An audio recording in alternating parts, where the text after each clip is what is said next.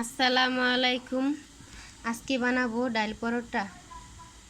তো দেখেন এখানে ডাল নিয়েছি, একটু এতটুকু নিয়েছি। ডালটা এখন দিয়ে দেবো সামান্য একটু ধনিয়া ফাঁকি, সামান্য একটু জিরা ফাঁকি, সামান্য একটু হলুদ, সামান্য একটু লবণ। এখন দিয়ে ডেকে দিব। এখন গুলে নিব আটাটা। তো দেখেন এখানে নিয়েছি আটা 1 কাপ, 2 কাপ, 3 কাপ। এখানে 3 কাপ আটা দিয়ে হয়েছে। সামান্য একটু লবণ, সাথে একটু তেল দিয়ে নিতে হবে।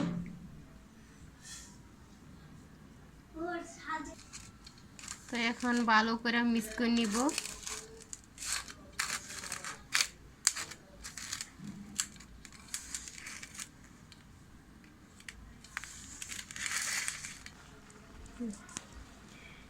এখন দিব পানি, পানি দিয়ে একসাথে ভালো করে মাখাবো।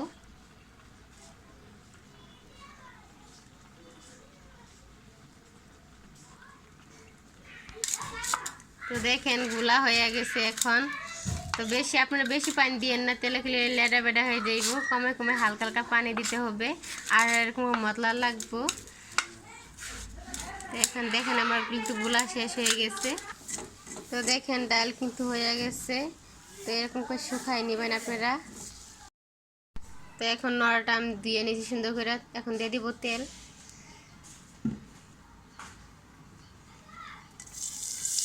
এখানে 2টা পেঁয়াজ নিয়েছি,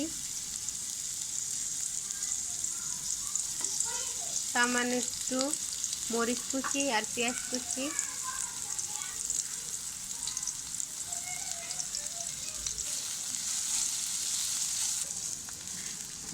আপনারা ভর্তা যে ডাল সিদ্ধ করে ভর্তা বানায় না, এরকম করে দিতে পারবেন।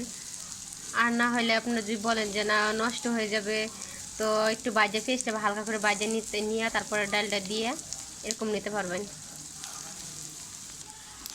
পেঁয়াজ আর মরিচ হালকা করে ভেজে নিয়েছি। তো এখন দিয়ে দেবো ডাল।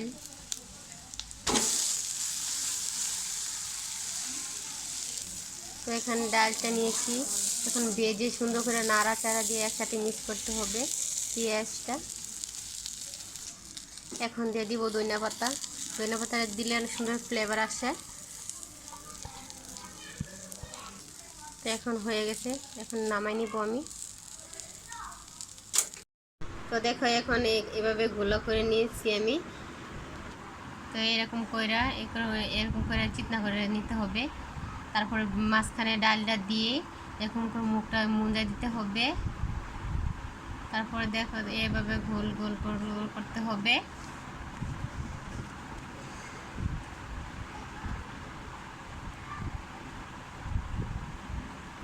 তো দেখো এখানে বড়াট করা কিন্তু হয়ে গেছে সবটি।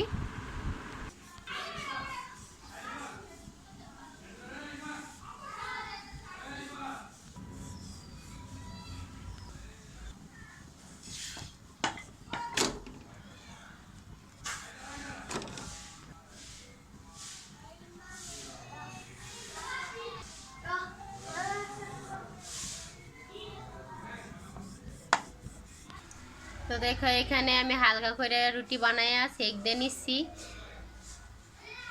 এরকম করে নিয়ে তারপরে তেল দিব। তোমরা এরকম করে রেখে দিতে পারো, কিংবা সাথে সাথে বাজিয়ে তেল দিয়ে বাজিয়ে খাইতে পারো। তেল দিলে অনেক মজা লাগে, কিন্তু এই ডাল পরোটা অনেক মজা লাগে, দারুণ মজা লাগে। আপনার ভিডিওটা যদি ভালো লাগে অবশ্যই আপনারা লাইক দিন।